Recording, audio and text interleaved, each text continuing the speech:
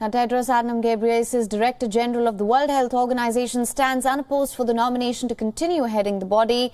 There will be a secret ballot vote in a closed-door session of the WHO's Executive Board on Tuesday. All 194 member states will meet in May. They will then decide whether to allow the former Ethiopian Minister of Health and Family Affairs to continue his role in the WHO.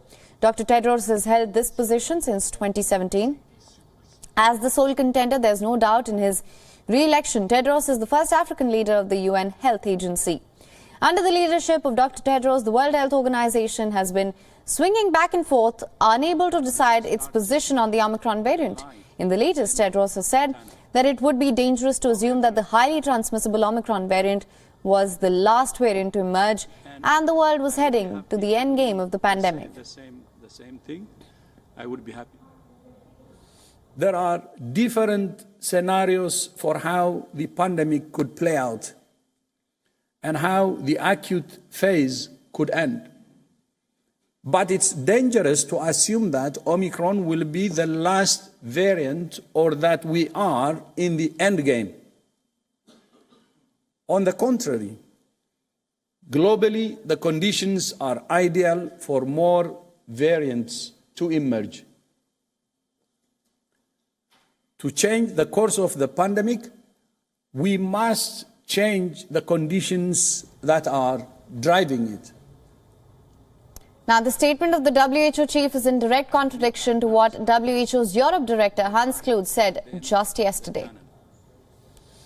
So it's plausible that the region is moving towards a kind of a pandemic endgame, not an endgame of the COVID-19, but a pandemic endgame. Now, the statement also comes just a month after the World Health Organization said that the 2022 must be the year we see the end of the pandemic. The UN health body has also not pulled up Beijing for holding the Winter Olympics in February this year despite rising cases. In fact, the WHO officials have said that the safety measures put in place by Beijing look strong. The WHO's lukewarm and changing stance on the pandemic is not the only thing controversial about Dr. Tedros, though. The main source of opposition seems to be coming from his own country, Ethiopia. Ethiopian government has voiced growing resentment over Tedros' comments on the ongoing humanitarian crisis in his home region of Tigray.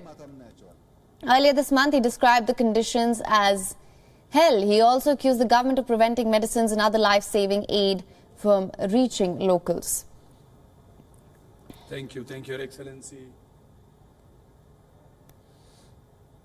WION is now available in your country. Download the app now. Get all the news on the move.